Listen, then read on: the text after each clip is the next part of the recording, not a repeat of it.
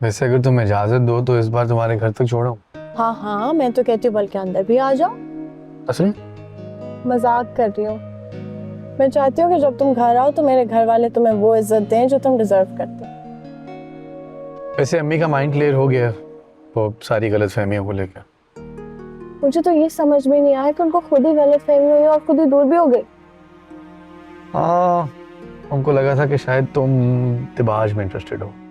क्या? ये क्यों लगा उनको? जब उस दिन तो मेरे घर आई थी और बीजान को मिली थी, याद है? हाँ। सबको लगा था कि तुम दिबाज भाई को मिलने। फल्ला, मुझे तो ये भी नहीं पता था वो दिबाज का घर है। खैर चलो कोई नहीं, एटलीस्ट अब तो सबको सच पता है ना। लेकिन फिर भी ऐसे उनको सोचना नहीं चाहिए था मेरे बारे में। अब तो चलो छोड़ो ना, रात गई बात गई। बहुत जल्द देख रहा हूँ उन्हें मैं तुम्हारे घर।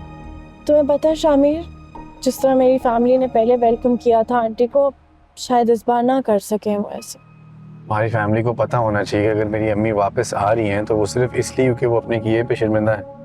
आज शर्मिंदगी की नहीं है शामिर, तुम्हें अपना मुकाम बनाना होगा। तुम्हें दिबाज के शेल्टर और प्रोटेक्शन से निकलना पड़ेगा। अच्छा तो ये बात।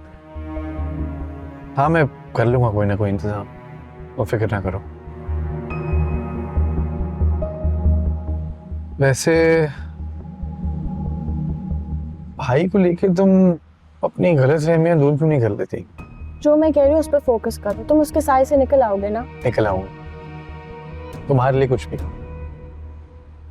और ये तो मुझसे इतने बड़े बड़े दावे उनकी गाड़ी में बैठ के कर रहे हो। सोचो वो सुनने तो कितना बुरा लगेगा। मैं तो कहती हूँ फिर बता दो उसको। फिर कह दिया है मैंने सीमा से कि दिबाज के लिए कोई लड़की तलाश करे। अब तो इसे जो भी लड़की पसंद आ गई मैं फौरन बिहा के उसे ले आऊंगी, 1 मिनट नहीं लगाऊंगी। बीजान, दिबाज ने क्या बताया है आपको? क्यों इनकार किया है उन्होंने रुबाब के लिए?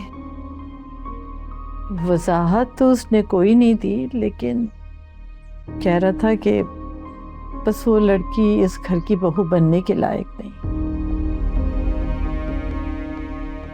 कुछ उल्टा सीधा सुन लिया होगा रुबाब के बारे में।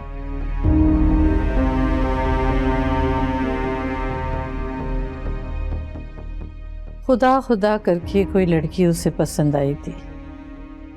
पता नहीं क्या उल्टी सीधी चीज़ उसने रुबाब के बारे में सुन ली। सोचती हूँ कि मर्द है, औरत के बारे में जहन में कोई बात बैठ जाए तो वो गिरह बन जाती है। बीजान, दिबाज ने यकीनन कुछ अच्छा ही सोचा होगा अपने बारे में। खुदा खुदा करके तो किसी लड़की के लिए हामी भरी थी उसने। दुख तो उसे बहुत हुआ होगा, जाहिर नहीं करता। चले, अल्लाह ताला आइंदा के लिए बेहतरी करे दिबाज के लिए। आमीन। लेकिन फहमीदा, कितनी अजीब सी बात है ना, शामिर के लिए तुम जिस लड़की को देखने गई वो तुम्हें बहू बनाने के लायक नहीं मिली। दिबाज ने जो लड़की पसंद की वो इस काबिल नहीं थी। आजकल लड़कियों में से शर्म हया बिल्कुल खत्म हो गई है।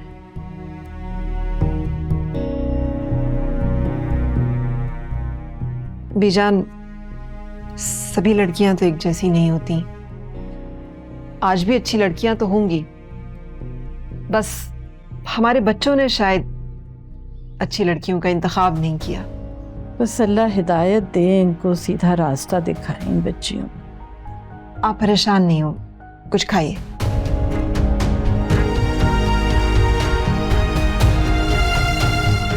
नाराजगी खत्म नहीं की आपने मेरे साथ? है अरे भाई, तुमसे कैसे नाराजगी, बस वक्त ही नहीं मिला। बिस्किट तो लेना। मेरी बात सुनो, ये रबी से जान क्यों नहीं छुड़वाती? किस वक्त का इंतजार है? हाय क्या बताऊं, इंतजार तो हम भी नहीं कर रहे थे ना ही इसके भाई कर रहे हैं, लेकिन इसके जो नसीब है ना, ये खुद ही फोड़ दिए हैं इसने। इतना शानदार रिश्ता आया था, ठुकरा दिया। ठुकराना तो था, और जो फांस लिया। किसकी बात कर रही हैं आप? आज ये कहाँ गई थी? यूनिवर्सिटी गई थी, अभी तो आई है। किसके साथ? किसी के साथ देखा है क्या आपने? अरे भाई, रोज रोज नई गाड़ियों में आना जाना करने की आदत डालेगी ना तो किसी पैदल चलने वाले के काबिल भी नहीं रहेगी। उसको बोलो कि किसी इज्जतदार बंदे का हाथ थाम ले ताकि मोहल्ले वालों को मौका ना मिले। मुझे तो समझ में नहीं आ रही मैं क्या करूं। इसके भाइयों को शिकायत क्यों नहीं लगाती? तब तो तुम्हारा मियाँ बड़ा रोला डाल रहा था जब मैंने रुबाब के लक्षण बताए थे। रुक जाए आप, अभी पूछती हूँ इससे। रुबाब, रुबाब, इधर आओ जरा। किसके साथ आई हो आज तुम यूनिवर्सिटी से? मैंने तुमसे कुछ पूछा है, किसके साथ आई हो, किसको लेके आई हो फिर से इस मोहल्ले में हमारे दरवाजे तक? क्यों हमारी इज्जतों का जनाजा निकालना है तुमने? इतना गुस्सा ना करें, ब्लड प्रेशर ना हो जाए आपको। मैंने तुमसे पूछा है कि यूनिवर्सिटी से किसके साथ आई हो? उसी के साथ जिसके साथ मेरे भाग जाने का खदशा रहता है आपको। शमीर, अब ये किसकी गाड़ियों में तुम्हें ला ला के छोड़ रहा है घर? अगली दफा उसे कहूंगी अपनी बाइक ले आए।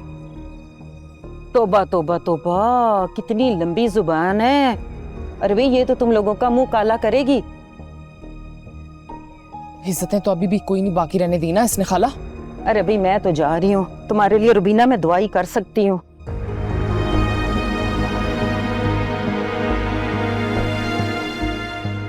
ये तो रशीदा खाला थी जिन्होंने मुंह पे आके सारा कुछ कह दिया है।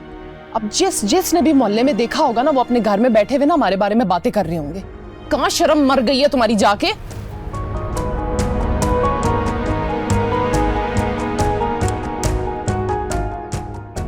कोई फर्क नहीं पड़ता इस लड़की को, कोई फर्क नहीं पड़ता। इधर मैं अपनी जान गलाई जाऊं। शहजाद साहब मेरे बहुत अच्छे जानने वाले हैं, एक टीवी चैनल में प्रोड्यूसर हैं। उनके रेफरेंस से तुम्हें कॉल आएगी, वो शायद किसी मॉर्निंग शो में तुम्हें बुलाना चाह रहे हैं। लेकिन सर लेकिन क्या? सर मुझे ये सब पसंद नहीं है। मुझे अंदाजा था कि तुम ऐसे ही कहोगे, लेकिन यार शहजाद ने इतना इसरार किया कि मैं उसको मना नहीं कर पाया। बाय द वे, प्रॉब्लम क्या है जाने में? कॉन्फिडेंट हो, अच्छा बोल सकते हो, तो फिर हेजिटेशन किस चीज़ की? वो बात नहीं है सर, सब अनजाने में की हुई एक नेकी है। अब उसका इस तरह से प्रचार करेंगे तो खुदा को नाराज करने वाली बात है। बिल्कुल नहीं। पहली बात तो ये कि नेकी अनजाने में नहीं होती, और दूसरी बात कि तुम खुद तो नहीं नेकी का प्रचार कर रहे।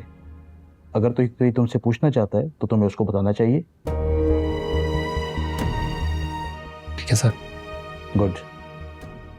मुझे पहले भी इस तरह की एक तो ऑफर्स आ चुकी हैं जिन्हें मैंने मना कर दिया था। इनसे मैं बात कर लूँगा सर। गुड। शामिर, एक बात करनी है तुमसे, कई बार जबान पे आते आते रह गई है। मम्मी सब कुछ तो कह देती हैं आप, ऐसी कैसी बात है? असर तो तुम पे फिर भी नहीं होता है ना?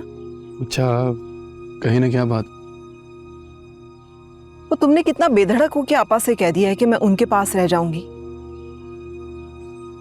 तो इसमें ऐसी क्या बात है? वो तो खुशी खुशी रख लेंगी आपको। वो तो खुशी खुशी रख लेंगी, मैं नहीं रह सकती ना।